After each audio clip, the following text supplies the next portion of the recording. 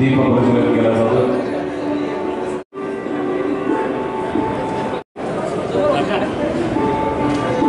दीप स्वर्गीय दादांच्या विचारांचा, दीप स्वर्गीय दादांच्या समर्पणाचा, दीप स्वर्गीय दादांच्या योगदानाचा, दीप त्यांच्या आठवणींचा, दीप त्यांच्या उत्तुंग कार्याचा, त्यांच्या समर्पणाचा दीप प्रज्वलित केला जातो। संपन्न होतं दीप प्रज्वलन।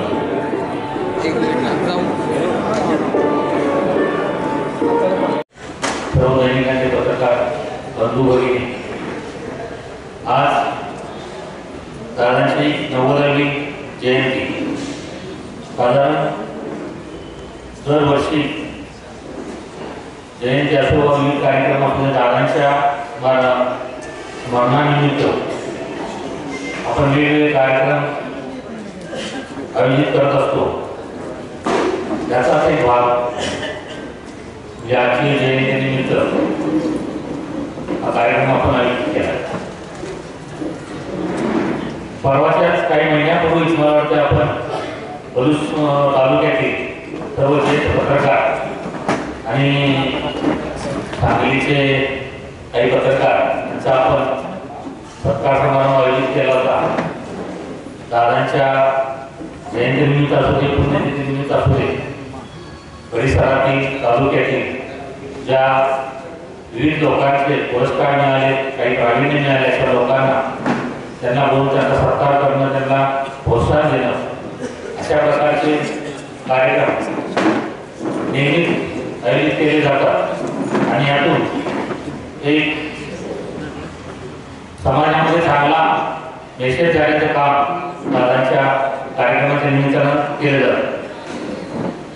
त्याप्रमाणे आजही या ठिकाणी काही सत्कार समारंभ आयोजित केले आहेत।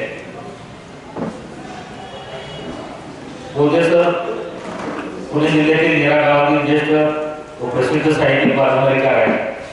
त्याचबरोबर प्रकाश पुराले अप्पा, अध्यक्ष पलूस शिक्षण प्रसारक मंडळ यांचं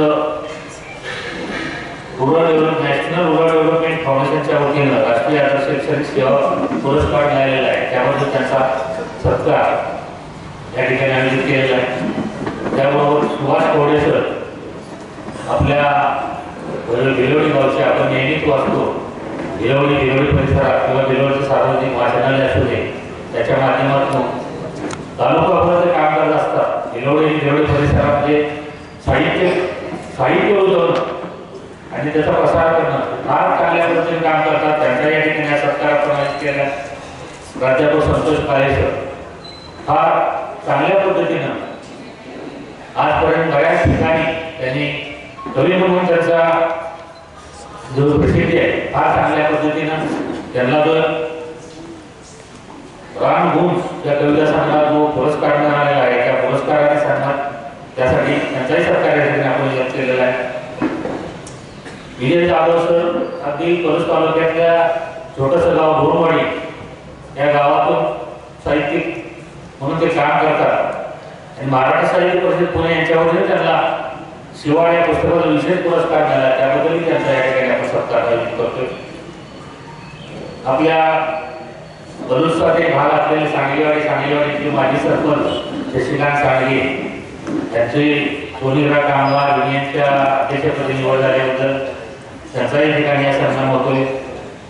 त्याचबरोबर सूर्यकांत माने सर 67 वेळा यांनी विक्रमी रक्तदान केले, अशा या व्यक्तींचा या ठिकाणी सत्कार होतोय। शशिकांत जाधव राष्ट्रीय हँडबॉल स्पर्धेत ज्यांची निवड झाल्याबद्दल त्यांचा या निमित्तानं सत्कार होते।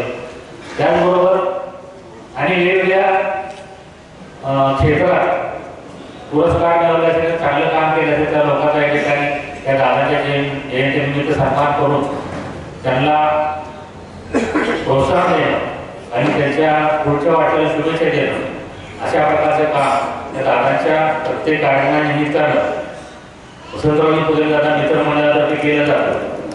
त्या आम्हाला आज हा कार्यक्रम आयोजित केलेला आहे। त्याचबरोबर समर्थ शाळेमध्ये 8वी ते 10वी यापर्यंतच्या समर्थ आलेखन स्पर्धा, वक्तृत्व स्पर्धा आज सकाळी घेण्यात आल्या। त्याबरोबर उत्सवपर्यंत कार्यक्रम त्या ठिकाणी राबवण्यात आला आणि गेले 8 दिवस मला वाटतं ते साधारण 6 तारखेपासून शाळेमध्ये दासबोध पारायण जे दादाचे जयंती दरवर्षी आपण राबवतो तोही कार्यक्रम त्या ठिकाणी आपण राबवला आहे. दादांच्या जयंतीनिमित्त नेहमीच आपण अशा प्रकारचे वेगवेगळे समाज प्रबोधनाचे कार्यक्रम आयोजित करतो आणि त्यातून समाज जागृती करतो आणि सर्व लोकांना प्रोत्साहन देण्याचं काम करतो आणि त्यांच्या पुढील वाटचाल शुभेच्छा देतो. अशा प्रकारचं नेहमीच कार्य दादाच्या जयंतीनिमित्त असं इतर कार्यक्रमानिमित्त असतं आपण करतो. या सर्वांना उपस्थित सर्वांचं पुन्हा एकदा मी या जयंतीच्या कार्यक्रमाचे स्वागत करतो आणि माझ्या वतीनं दादांना विनम्र सगळ्यांनी अर्पण करतो आणि प्रस्ताव थांबवतो. जय हिंद. महाराष्ट्रातल्या साहित्य चळवळीमध्ये ज्यांनी गेल्या 50 ते 60 वर्षापासून महाराष्ट्रातल्या रसिकांना महाराष्ट्रातल्या वाचकांना खऱ्या अर्थानं जो आनंद दिला आहे. रसिकांना मी याच्यासाठी असं म्हणतोय की आजच्या कार्यक्रमाचे प्रमुख अतिथी प्रसिद्ध कादंबरीकार आणि ललित लेखक म्हणून मी त्यांच्या अलीकडे पाहतो. खूप सुंदर त्यांचे विचार आपल्याला त्यांच्या पुस्तकातून वाचायला मिळतात. सरांनी वैभव साहेबांनी सरांचा परिचय करून देताना थोडक्यात पुणे जिल्हा आणि नेरा हे गाव जरी वसंतराव बोधेसर यांचं असलं तरी सुद्धा त्यांचं मूळ गाव सातारा जिल्ह्यातील दुधी आहे आणि सरांचं सारं बालपण जवळच्याच अंकलकोप या गावी गेलेलं आहे. खरोखर महाराष्ट्रातला एक नामवंत वक्ता म्हणून सरांचं नाव आहे. बोधे सरांचा परिचय पलूसला खूप दिवसापासूनचा आहे.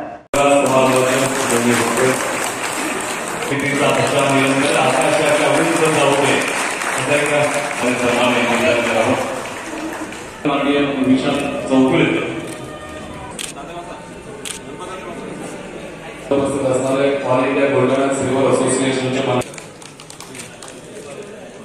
मनोहर पुदारे, नितीन जाधव, राजेंद्र पाटील या सर्वांना विनंती स्टेजच्या जवळ या. शिवशक्ती ग्रुपचे भरतभाई आणि नामदार पाटलाय आपलं स्वागत आहे. मित्रांनो पटपटी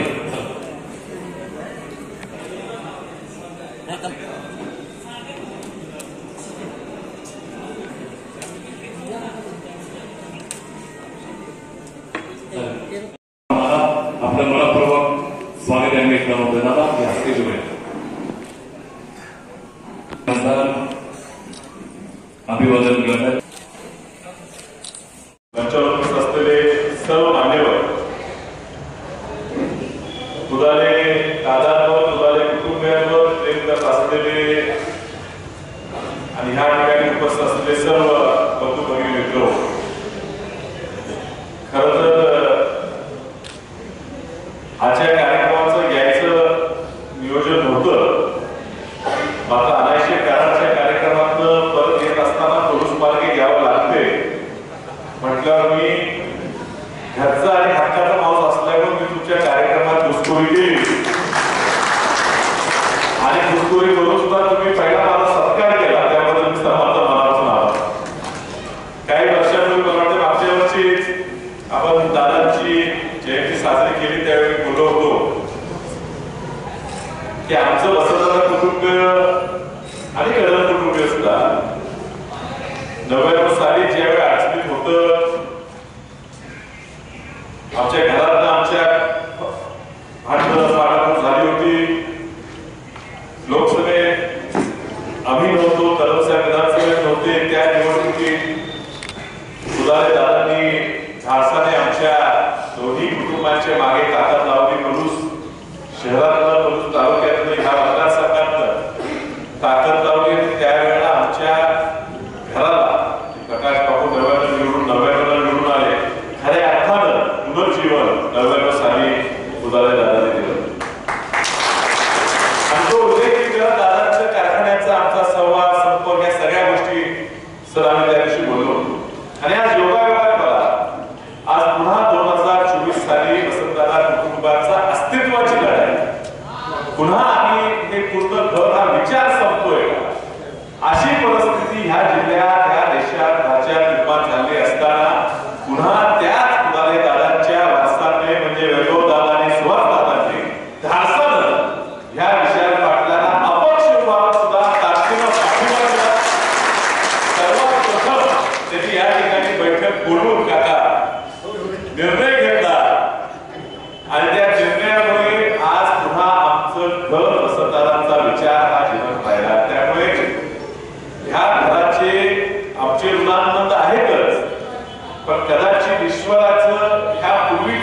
काहीतरी नाते ईश्वराने करून ठेवलं असते, पूर्वीच्या जन्माची काहीतरी नाती असते की जेव्हा जेव्हा आम्ही अडचणीत असतो तेव्हा तेव्हा उदाले कुटुंब आमच्या अडचणीला मदतीला धावून येतो. आणि म्हणून ह्या जयंतीच्या निमित्तानं आदरांची व्हायला मी जाणून बुजून ह्या ठिकाणी उपस्थित राहिलो. मी तुमचा खूप वेळ घेणार नाही कारण प्रभू बघते असं बोलणार आहे. मात्र ह्याच प्रकारचं स्नेह आणि एकी ह्या दोन्ही आमच्या कुटुंबाचं खावी अशी तुम्ही सगळ्यांनी प्रार्थना सदिच्छा द्यावी. आणि असंच प्रेम आमच्या दोन्ही कुटुंबात दिली म्हणजे कदम साहेबांच्या आमच्या उदाहरण तुम्ही सर्वांनी ठेवावं. निश्चितच तुमच्या सर्व कामांसाठी आणि अडचणीसाठी अहोरात्र आम्ही सगळे काम करत राहू हे या ठिकाणी तुम्हाला सांगतो. पुन्हा एकदा उदाहरण दादांच्या जयंतीनिमित्त मी त्यांना आदराची मानतो आणि आपल्या सर्वांची मला तुमच्या कार्यक्रमात जायचं असल्यावर रजा ठेवतो. माननीय सुभाषजी कवडे सर मी आपल्यास विनंती करतो आपण मंचावर उपस्थित व्हावं.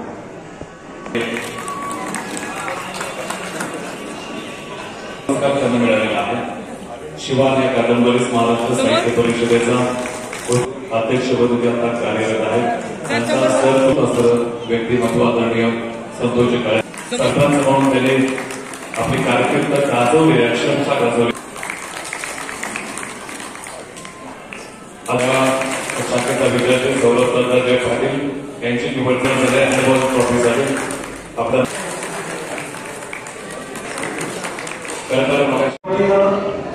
साधारणच्या 90व्या जयंतीच्या निमित्तानं व्यासपीठावर विराजमान असलेले सर्व मान्यवर आणि माझ्यासमोर असलेले सर्व प्रतिष्ठित बंधुभगिनी, खरं तर आमचा सन्मान जो आहे हा एवढा मोठा सन्मान त्यामध्ये केला. पलूची औद्योगिक नगरी म्हणून ओळख जी आहे ती उद्योजकांनी केली. शेती क्षेत्रामध्ये प्रचंड क्रांती झाली, शेतीची प्रगती शेतकऱ्यांनी केली. पण पलूची सांस्कृतिक ओळख जर कुणी करून दिली असेल तर वसंतराव दादा पुदारे या मित्रमंडळानं करून दिली असेल. आज पलूस नगरी उद्योजक नगरी म्हणून ओळखली जाते, त्यामध्ये सदन नगरी ओळखली जाते, परंतु सांस्कृतिक नगरी म्हणून त्यामध्ये या स्वामी विवेकानंद ग्रामविकास मंडळ असेल, वसंतराव दादा पुदारे म्हणून मित्रमंडळ असेल, यांनी प्रत्येक क्षेत्रामध्ये इतकं उत्तम असं काम, साहित्याचं क्षेत्र असू दे, सामाजिक क्षेत्र असू दे, या सामाजिक क्षेत्राची बांधिलकी जपणारं हे मित्रमंडळ त्यामध्ये. एक संवेदनशीलता मनाची असावी लागते आणि ती संवेदनशीलता अशी सामाजिक बांधिलकी जपत असते. दोन मित्र होते, ते दोन मित्र रस्त्यावर निघालेले होते आणि एक मित्र म्हणला की अरे मला आवाज आला. तो बाजूचा मित्र म्हणला की माझ्या खिशात एक नाणं पडलं त्याचा आवाज आहे. तो मित्र म्हणला अरे हा नाण्याचा आवाज नाही, मला दुसरा कसला तरी आवाज आहे. तो मित्र म्हणत होता अरे नाण्याचा आवाज आहे, पण बाजूचा मित्र म्हणला हा नाण्याचा आवाज नाही. त्या मित्रानं बाजूला त्यामध्ये वळून बघितलं तर एक फुलपाखराचा पंख एका काट्यात अडकलेला होता. त्या मित्रानं त्या फुलपाखराचा काट्यात अडकलेला पंख काढला आणि त्याला हवेत मोकळं सोडून दिलं आणि बाजूच्या मित्राला म्हणाला अरे तुला धनाचा आवाज आला पण मला मनाचा आवाज आला. मनाचा आवाज असणारी मित्रमंडळ जी आहे, हा मनाचा आवाज असणारी माणसं जी आहे ही अशा पद्धतीचं काम त्यामध्ये करू शकतात. आम्हाला पुरस्कार जो आहे हा महाराष्ट्र साहित्य परिषदेने दिला, पण आमच्या पाठीवर सुद्धा प्रेरणेचे हात आहे. ही प्रेरणेचे हात देण्याचं काम त्या मित्रमंडळानं त्यामध्ये केलं. म्हणून मी सर्व सत्कार मूर्तींच्या वतीनं मी धन्यवाद त्यामध्ये देतो आणि जाता एवढं सांगतो की जेवढं अंगण पाया घाली तेवढं तरी नाचावं. आयुष्याचं सुंदर पुस्तक मनापासून वाचावं. आयुष्याचं सुंदर पुस्तक मनापासून वाचावं. झाडांच्या इशाऱ्यात पावसाचं येणं आहे, प्रत्येकाच्या मनात एक दडलेलं गाणं आहे. गाणं गावं साऱ्यांनी, गळ्यासाठी अडू नये, कुणाच्याही वाटेवर काटा म्हणून पडू नये.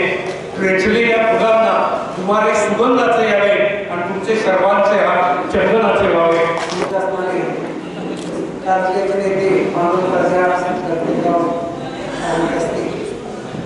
सर्वच आदरणीय व्यासपीठ मित्र बनवाडी होते.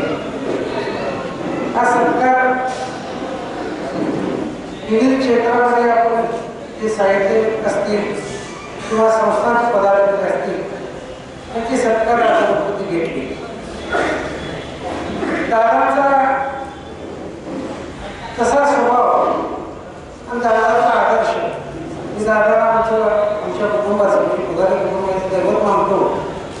कारण ज्या परिस्थितीमध्ये एवढं मोठं झालं देशामध्ये गावामध्ये गावामध्ये झालं तर त्यांच्या स्वभावाकडे बघून झालं. सामान्य जनतेशी कशी आपली नाळ जोडली पाहिजे हे दादाने आम्हाला शिकवलं आणि त्याच पद्धतीने आम्ही तिची वाटचाल करत आलो. माझे बंधू वैभवराव असतील, सुभाषराव असतील, आम्ही सर्वसाधारण जनतेच्या पाठीशी उभं राहणं, सामान्य जनतेशी आपले संबंध ठेवणं आणि जो तबका खालच्या खाली राहिला आहे त्याच्यासाठी काम करणं, त्याला प्रेरित करणं हे आम्हाला दादाने शिकवलेलं आहे. दादाने सुद्धा या गावाचा इतिहास आपण जर बघितला तर 64% इथंच मागासवर्गीयांचं गाव आढळलं. पण दादाने जेव्हा लोकांना नोकऱ्या दिल्या काय केलं तर प्रत्येक समाजाची जाण प्रत्येकाला प्राधान्य दिलं. तो गरीब आहे तर त्याला बोलवून त्याच्या घरात त्याला सांगून त्याला सर्व्हिस द्यायचं काम केलं दादाने केलं. हाच आदर्श आम्ही डोळ्यासमोर ठेवला आहे. मी परवा एक आमची मिटिंग झाली आणि दादाची जयंती साजरी करायची आहे आणि मग विविध कार्यक्रम कसे आखणी करायची त्या दिवशी चर्चा होती. मला मध्ये थोडंसं बोला. तर आता कसं आहे, दादा ग्रामीण भागात होते, सामान्य शेतकऱ्याबरोबर होते, बरोबर होते आणि त्या लोकांच्या बरोबर बसून उठून दादाने एवढं मोठं राजकारण समाजकारण केलं. तर त्या समाजाची आत्ताची अडचण काय आहे ते लक्षात घ्या आणि त्या पद्धतीने दादाची आठवण म्हणून एक आपण आदर्श सरकार कार्यक्रम चालू करूया.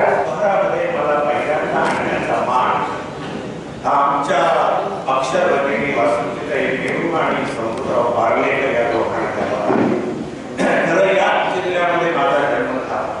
कधी काळी बालपण मी इथंच आणलं होतं, पण आमच्यामध्ये हळूहळू का होईना परंतु साहित्याचे संस्कार होत गेले आणि चांगलं कोण आणि वाईट कोण याचा शोध हे जन्मभर मी लिहित राहिलो. जवळजवळ 50,000 छापील पाडून माझ्या नावावर आहे. आता हे सगळं आम्ही कधी केलं, लोक म्हणतात नोकरी बहुतेक केलीच नसेल, दांड्याच मार्ग असते. खरं म्हणजे आपण मनापासून जर नेहमीपणे लेखन करत गेलो तर खरं तर त्याची दखल समाज घेतो ना.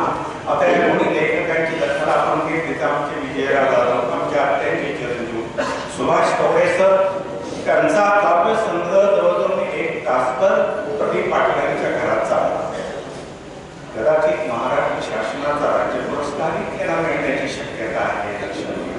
त्यानंतर संतोष काळे, सगळी चांगली माणसं आहे, यांचं कौतुक तुम्ही केलं हे फार बरं वाटलं. अनेकदा लोकांना माणसं समजावून घेत नाही. मी एकदा कोल्हापूरला गदी मांडवकर आणि पु ल देशपांडे यांचं व्याख्यान ऐकायला गेलो. व्याख्यान कुठं होतं? केशवराव भोसले नाट्यगृहात. तेव्हा मी MA करत होतो. 1973 ते 75 या दरम्यानचा प्रसंग सांगतो. आणि तिथे गेल्यानंतर आश्चर्य म्हणजे बादच्या आधी 15 मिनिटं दोघेही आले होते, पण संयोजकांचा पत्ता नव्हता. संयोजक 5:30 वाजता आले आणि आल्या अध्यक्षांना विचारलं की दोघं आले का? मोठ्यानं ते विचार तिथं बसले होते, काकड्यावर बसले होते. तर ते म्हणाल्या की केव्हाच आले, बोलवा त्यांना.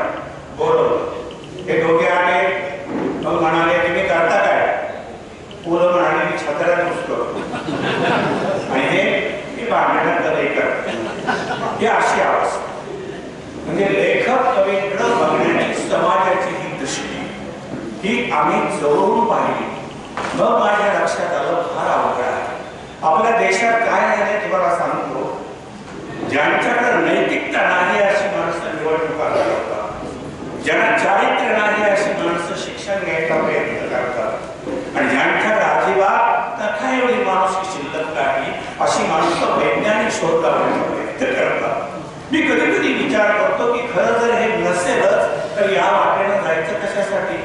पण जात राहतात माणसं. मला महात्मा गांधीजींचं एक वाक्य फार आवडतं. गांधीजींनी सांगितलंय आणि खेळ समजावून घ्या. आणि भारतातलं खेळ आहे कसं तर Indian village is like a woman. गांधींचं वाक्य सांगतो Indian village is like a woman who carries whole nation in her own. म्हणजे जी बाई सगळं राष्ट्र आपल्या गर्भाशयात वाहते अशा बाईसारखं खेळ आहे. एवढा वेगळा प्रचंड माणसाला अवमान देणारा विचार कुठल्याही विचार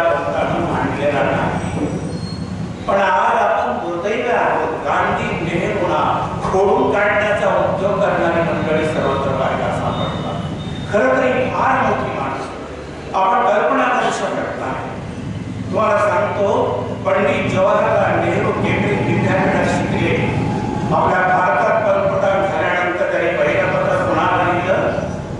1947-48 दरम्यानचं पहिलं पत्र त्याने लिहिलं जॉर्ज बर्नार्ड शॉ आणि त्या पत्रात लिहिलं 40 वर्षापूर्वी केंद्रीय विद्यापीठात शिकलो. तुमचं एकच व्याख्यान मला ऐकायला मिळालं, पण तुमची सगळी पुस्तकं मी वाचली. आज जो काही मी आहे तो तुमच्यामुळे आहे आणि तुमच्यासारख्या इतर लेखकांमुळे आहे. आमच्यावर संस्कार तुमच्यासारख्या वक्त्यांचे लेखकांचे झालेले आहेत. आपणाला मी भेटायला येणार आहे. पुढच्याच महिन्यात मी इंग्लंडला येतो. बर्नार्ड शॉने उत्तर काय दिलं? 15 सप्टेंबर 1948 ते पत्र. त्याच्यात त्याने लिहिले, इतक्या लांबवर यायची तस्ती कशाला घेता? कारण बर्नार्ड शॉचा आता काहीच राहिलेला नाही. नुसताच हाडांचा सापळा होत आहे. तुम्ही मला भेटायला आला तर तुम्ही माझा आदर केला असंच मी समजेल, पण एका देशाच्या पंतप्रधानांना एवढा त्रास का असं मला वाटत नाही. आश्चर्य म्हणजे तरीही नेहरू गेले तेव्हा बर्नार्ड शॉ मरण पावले होते. त्यांच्या फोटोचं दर्शन घेऊन ते परत आले आणि लहान मुलासारखे रचले. ही केवढी मोठी माणसं आपण कल्पनाही करू शकत नाही. लक्षात घ्या. मी कधी कधी विचार करतो, आज नेहरू पंतप्रधान असते तर लोकसभेत 150-140 खासदारांचं निलंबन झालं असतं का? कधीही झालं नसतं. एक लक्षात घ्या, चांगली गुणवत्ता माणसाची समजावून घ्यायला माणूस मोठा असावा लागतो. अटल बिहारी वाजपेयी अमेरिकेला गेल्यावर नेहरूंनी एक पत्र पाठवलं अध्यक्षाला, राष्ट्रीय अध्यक्षाला, राष्ट्राध्यक्षाला की माझ्या संसदेचा भरला वक्ता आणि अभ्यासू माणूस अमेरिकेमध्ये येतो आहे.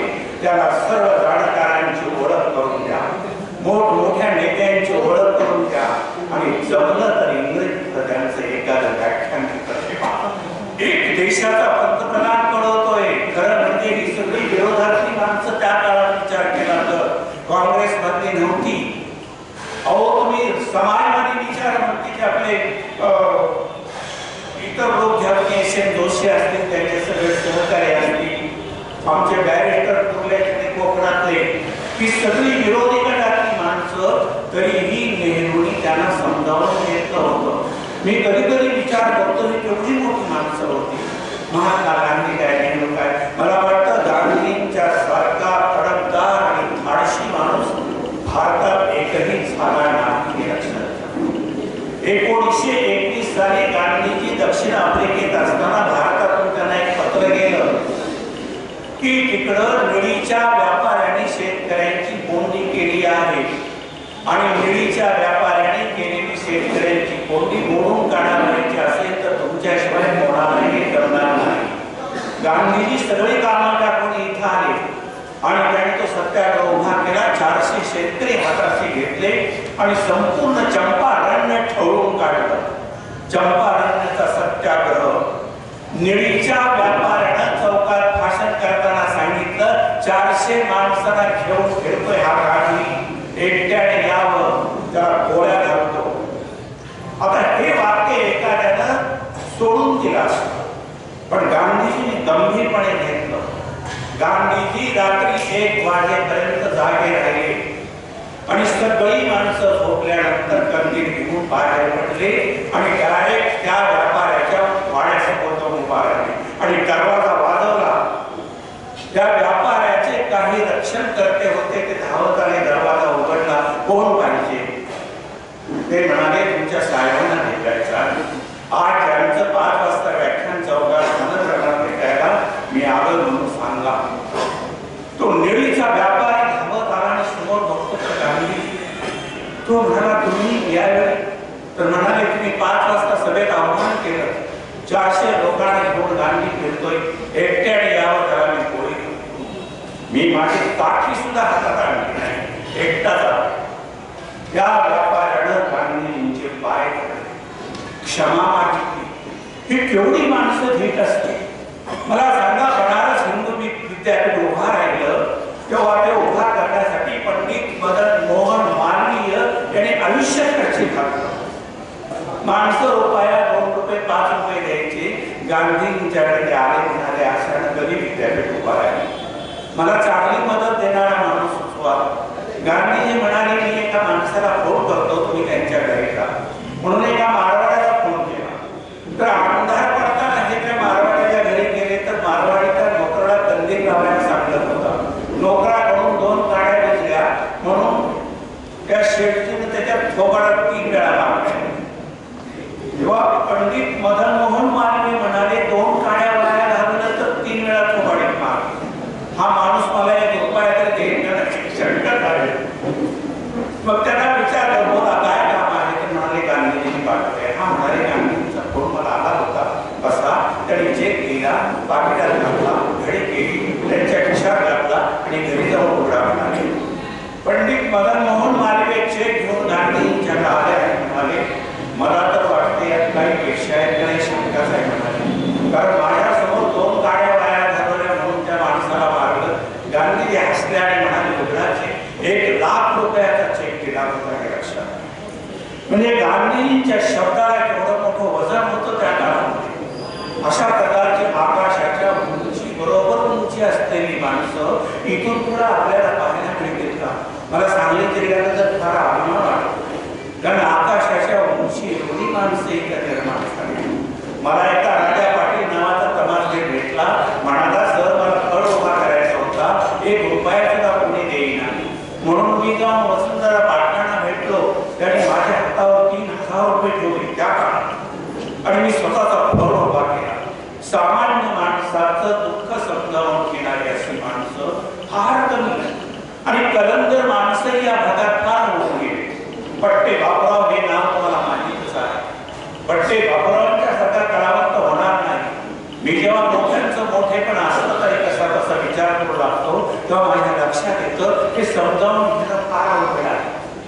याचं कारण असं की ही कलंदर अशा प्रकारची माणसं, शेवटी कलावंताचे कलंदर बगलोरी असते. लक्षात घ्या, आमचे मनमोहन कविता लिहायचे ना, मनमोहनांना विचारलेली धार कवितेत कुठून येते?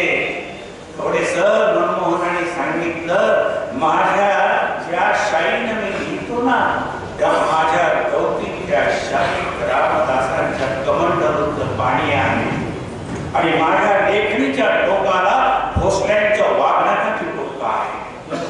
म्हणून मी एवढं धारदार आहे. काय कलंदर माणसं असतात. अहो, सामान्य माणसं सुद्धा मोठी असतात. असं काही नाही माणूस खूप श्रीमंत म्हणजे तो मोठा, असं काही नसतं. मी औरंगाबादला एकदा व्याख्यानाला गेलो होतो. एका ठिकाणी थांबल्यावर तो माणूस मला एक माणूस दाखवायला घेऊन गेला. म्हणाला, आमच्या गावाचा सगळ्यात मोठा माणूस. वर्तमानपत्राच्या पहिल्या पानावर त्याच्यावर फोटो सहनी लेख लिहिला तो हा माणूस.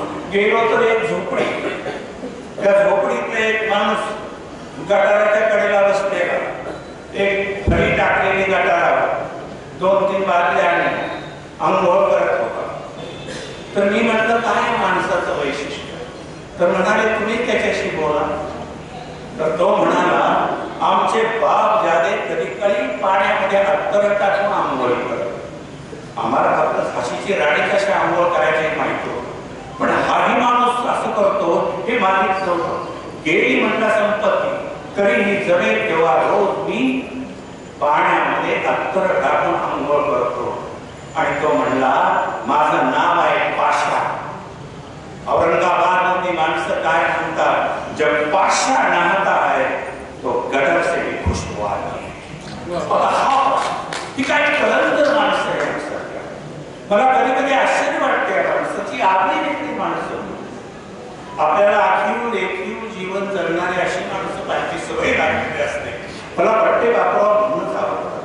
अवहा श्रीधर कृष्णा कुलकर्णी मला सांगा, रेठ्याचा हा मुलगा ब्राह्मण घराण्यात जन्माला आलेला. या मुलाचं नाव आमच्या महाराजांच्या पर्यंत गेलं आणि आमच्या महाराजांनी ते नाव बडोदा राणी सरकारला कळवलं. आमच्या सरकाराने त्यांना बोलवून घेतलं, संस्कृतचं शिक्षण दिलं. मुलगा रडला नाही, तमाशाची ओढ. बडोद्याच्या राणीनं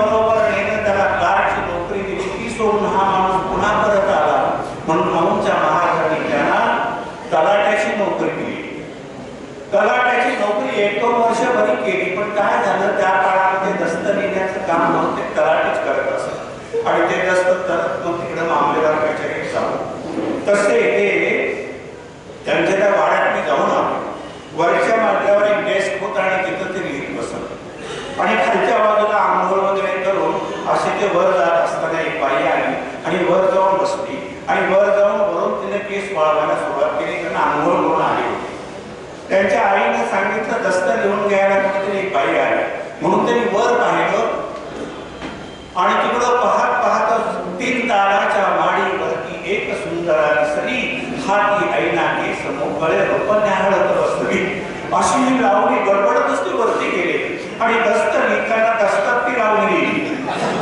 3 ताराच्या माडीवरती एक सुंदर दिसली, हाती ऐना केस मोकळे रोपण न्याहाळत बसली. ही लावणी दस्तात लिहिली. दस्तक तालुक्याला गेला. मामलेदार साहेबांचा विश्वास न वाचताच दस्त कलेक्टर कचेरी सातारला गेला.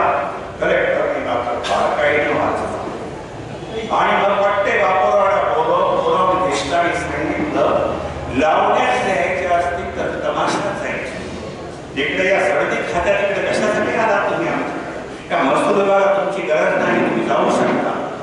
तिथंच राजीनामा लिहिला आणि कलेक्टरच्या तोंडावर फेकला आणि सांगितलं, तुम्ही किती पगार देता मला? 12 रुपये. तमाशा उभा राहिला तर दिवसाला 12 रुपये मिळले. आणि तसंच झालं. बापूरावाने तमाशा काढला. आता लोकांनी त्यांना बाहेर टाकलं, ब्राह्मणाने बाहेर टाकलं, काही कलाकार पण त्यांच्या विरोधात गेले होते आणि थोडा योगायोगाने नामात धुळवड करायच्या तमाशातली पवळा भेटली. ही नामात धुळवड करायच्या तमाशातली पवळा त्यांच्या बरोबर आले आणि त्यांनी स्वतःचा फळ उभा केला आणि पवळाचं नृत्य आणि यांचं गाणं. बाबा काय दिसायला देखणे होते. लांब 6 फूट उंची, लांब लचक रेशमी शेरवाणी घालत, डोक्यावर फेटा बंद, पायात लाल फडक पुणेरी वाहना आणि गाऊ लागले की काय पवळाचं नृत्य आणि बापूरावांचं गाणं मला खरं वाटणार नाही.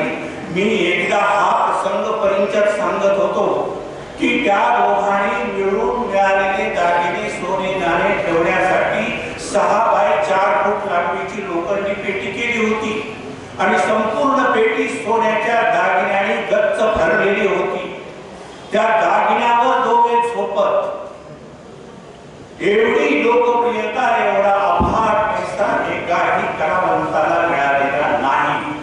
मी परिचयात असं भाषण केल्यानंतर तिथले 2 शिक्षक आले, माझ्या पाया पडले आणि म्हणाले, चला तुम्हाला पेटी दाखवतो. ती पेटी ताई परिचयकरच्या घरात आहे. ही ताई परिचयकर कोण एक झोपती. पवळा निघून गेली. बापूरावाडा दारिद्र्य आलं, संपत्ती संपली. याचं कारण असं सांगतो तुम्हाला. 3 प्रतिज्ञा.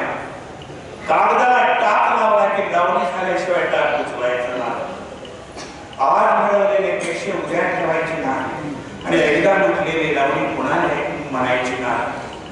2 लाख लावण्या या माणसानं केल्या आणि संपत्ती उडून जायला किती वेळ लागतो मला सांगा. मला खरं वाटणार नाही. 6 लाखाचे पिंजरे होते. पोपटाचे 6 पिंजरे, 6 पुत्री. त्या पुत्र्यांना सांभाळायला माणसं. आपण आलीकडे बघतो माणसाला पोटासाठी 4 घरं फिरावी लागतात, पण तो कुत्र्यांना सांभाळायला माणसं नेमली होती. पोपट्यांना सांभाळायला बाया नेमल्या होत्या आणि अतिशय आलिशान आणि विलासी जगणं संपून गेलं सगळं. आणि एक दिवस एरवड्याच्या झोपडपट्टीत आले. एरवड्याच्या झोपडपट्टीत कोण सांभाळणार?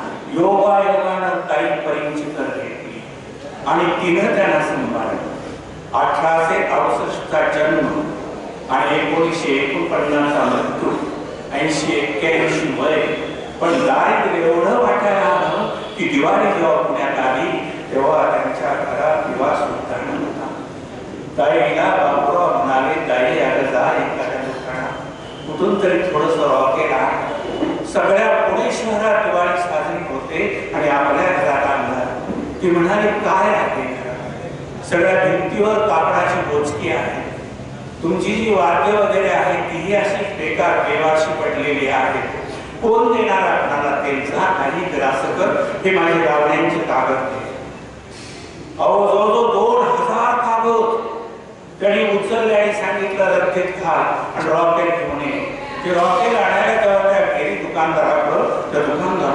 होतं तर बापूरावांचं नाव घ्या, खाली पट्टे बापूराव, श्रीधर कृष्णा कुलकर्णी ग्रेट ते पाहिल्यानंतर तो म्हणाला हे रॉकेट घेऊन जा, हे कागद माझ्याजवळच राहते. आणि ती बाई रॉकेट घेऊन गेली आणि त्यांना माणसाने त्या दुकानदाराने सांगितलं त्याला सांगा मी भेटायला येते.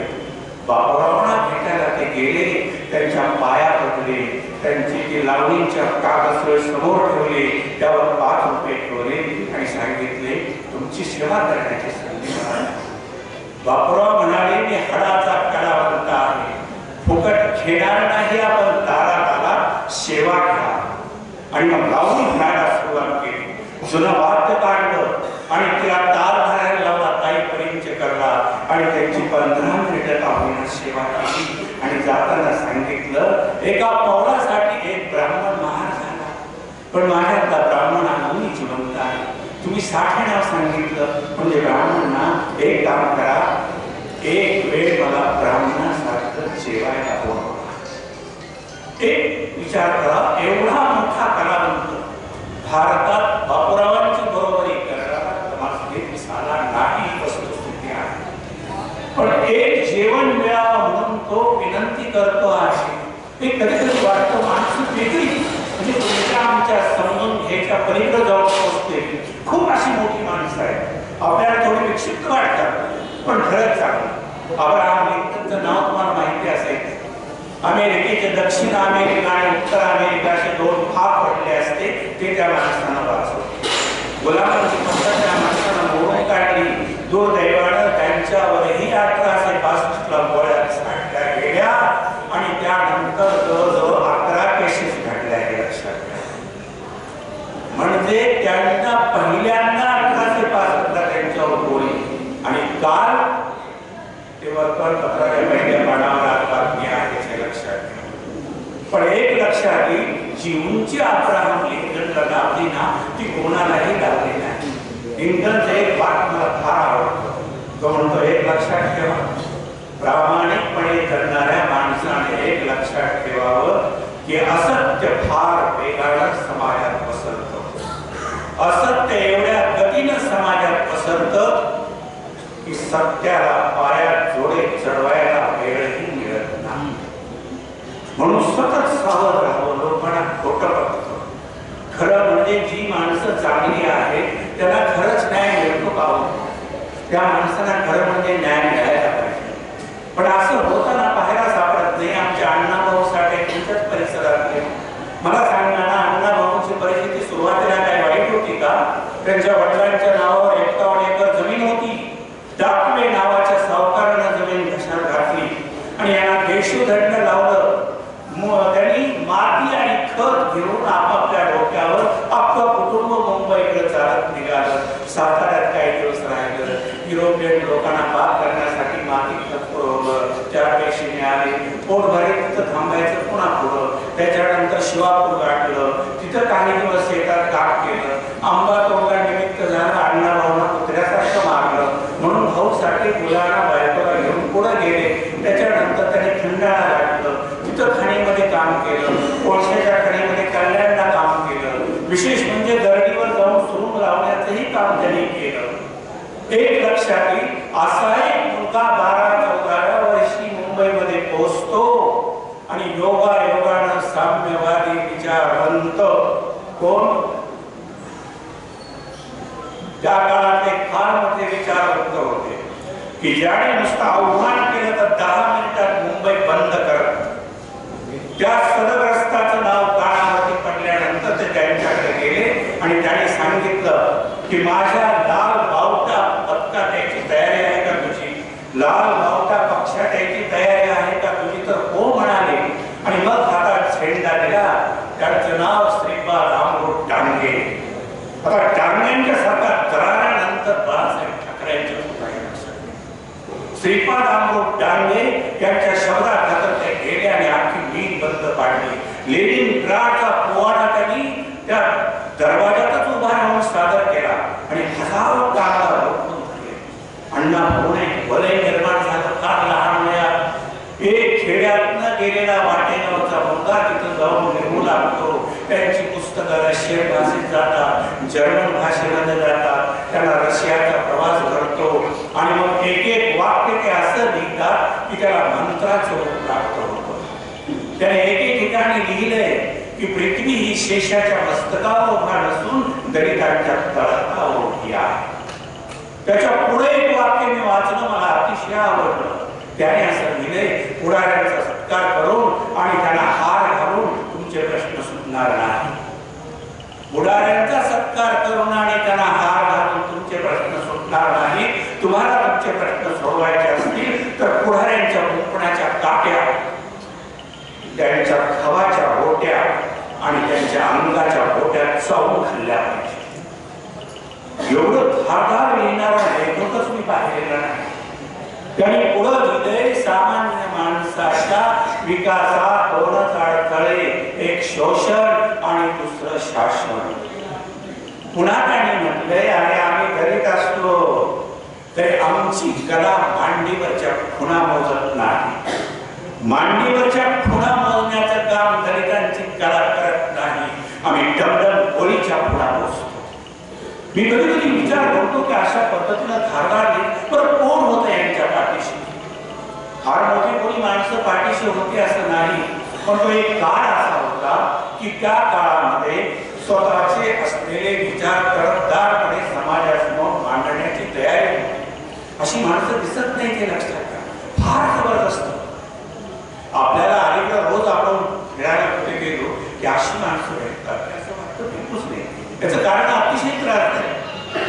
कारण का समजावून घेणं, मुळात तर तुम्ही शासकीय कार्यालयात जाणार, शासकीय कार्यालयात माणसं भेटत नाही. विचारलं, साहेब कुठे गेले? साहेब कॅन्टीनला गेले. कॅन्टीनला जाऊन चौकशी केल्यावर साहेब चौकात असते. म्हणजे आपल्याकडे माणसं ऑफिसात थांबण्यापेक्षा चौकात थांबण्यात धन्यता माणसं. चौक बघा ना, द्राक्षाच्या घरासारखी माणसं एकमेकाला खेटून उभा असतात. बरं काम काही करायचं नाही, कामाकडं पाठ ठेवायचं.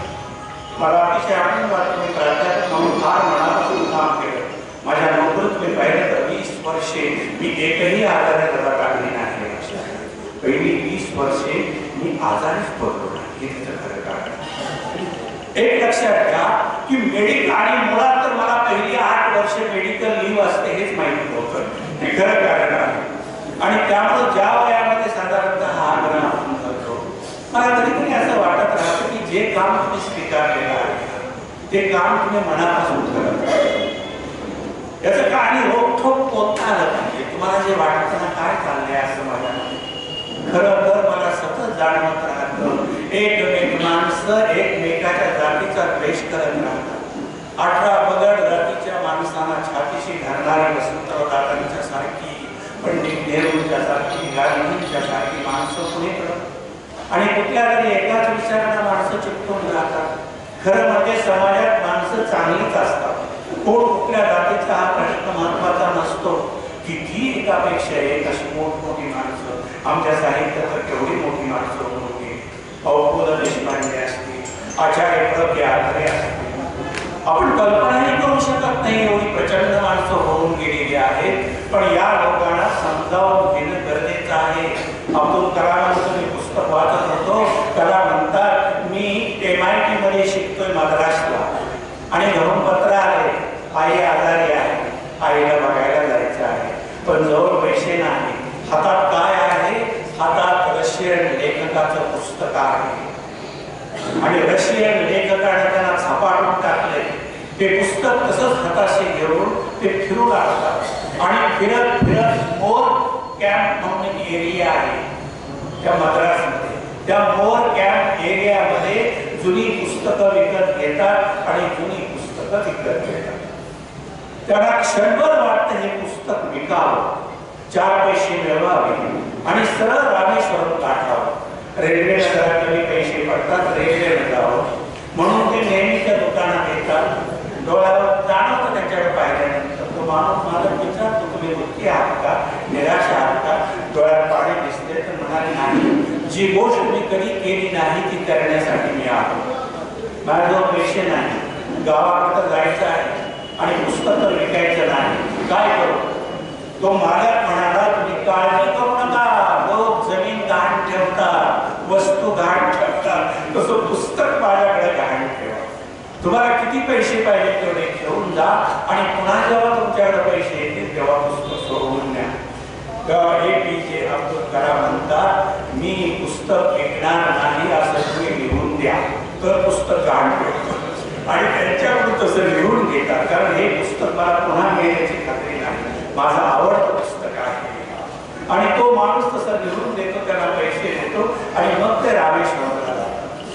आणि आपल्या आत्मचरित्रात लिहून जेवढे माणसाची जात कोणती हे महत्वाचं नाही, माणूस महत्वाचा. कारण बालपणापासून त्यांनी 3च मोठी माणसं पाहिली. एक पहिले पाहिले ते म्हणजे ख्रिश्चन समाजाचे बोधार नावाचे सद्ग्रस्त ख्रिश्चन समाजाचे नेते. दुसरे पाहिले पक्षी लक्ष्मण शास्त्री हिंदू नेते. आणि तिसरे पाहिले त्यांचे वडील जैनुल बनी, ते मशिदीची इमाम. ही एवढी 3 डोंगरावरी माणसं पाहिली आणि त्यांच्या सानिध्यात आपण मिळतो.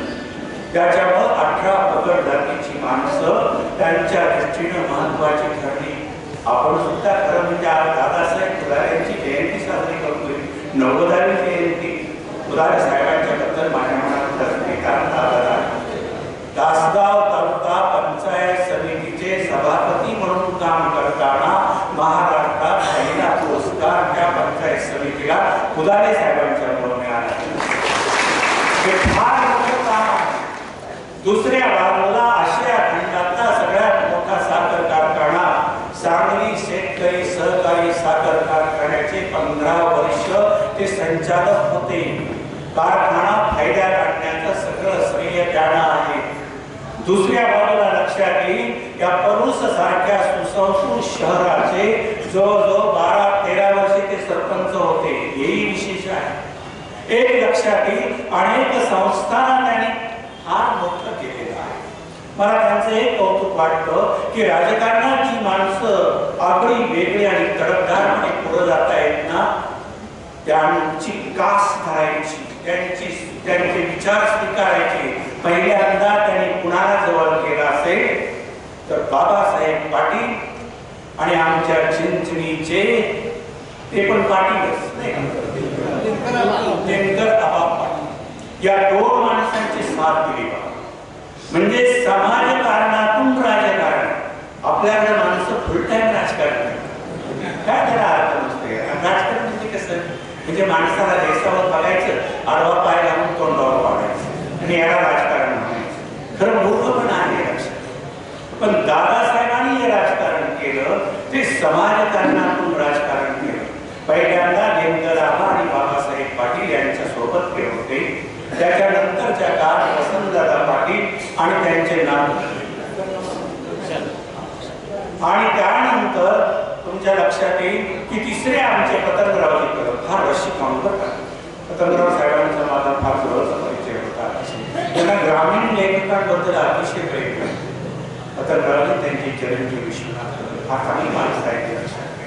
म्हणजे या सगळ्या माणसांचा स्नेह प्राप्त करणं ही सोपी गोष्ट नाही. दादासाहेब फुलारे यांनी फार मोठं काम केलं आणि त्यांचं कार्य आमचे वैभवराव आणि त्यांचे बंधू सुहासराव चालवत आहेत. परमेश्वराने यांना उदंड आयुष्य द्यावं हे लक्षात. कारण शेवटी दादानी जे पेरलं तेच उगवलं ना. मला सांगताना चांगलं पेरलं तर चांगलं उगवलं. उद्या उगीच मी घर सगळं सांगितलं मी बाजरी पेरणार आणि ज्वारी काढणार, कसं शक्य आहे मला सांगा. तुम्ही जे पेराल ते समाजामध्ये उगवतं. म्हणून चांगले विचार समाजामध्ये पेरत राहिले पाहिजे. लोकांना चांगलं सांगणं अतिशय गरजेचं आहे. आणि अशी माणसं फार कमी. त्यामुळे हा जो कार्यक्रम या निमित्तानं आपण घेतला आणि 90व्या जयंतीला माझ्यासारख्या एका लेखकाला बोलवलं आपण आणि आमचे संपतराव पाटील अतिशय सज्जन आणि सरळ माणूस बरं का. सज्जन माणसांच्या कुठं स्पर्धा भरल्या तर त्याला स्पर्धेला पाठवा. पहिल्या क्रमांकाच्या माणसरी होती लक्षात घ्या. अतिशय कुणीही त्यांना धरून न्यावं पहिल्या क्रमांकाचं वाक्य एवढे ते सरळ आहे. आणि त्याने मला ही संधी या ठिकाणी दिली, त्याने मला बोलवलं, त्याबद्दल खरंच मी त्यांचं मनापासून आभार मानतो. आणि आपण सगळे हे मुळात गावच सुसंस्कृत आहे लक्षात घ्या. नाहीतर अनेक भागामध्ये काय होतं, मी जर कुठे गेलो, पूर्वी मी तास 2-3 तास विनोदी बोलत असतो. पण मराठवाड्यात माझं एकदा व्याख्यान झालं, कुणीच दिसलं नाही. म्हणजे मी सोमवारी बोललो, मला शुक्रवारी फोन आला, काय विनोद होता. मग मी आरशा पुढे उभा राहिलो, तोंडात मारून घेतलं, म्हटलं पुन्हा करशील का.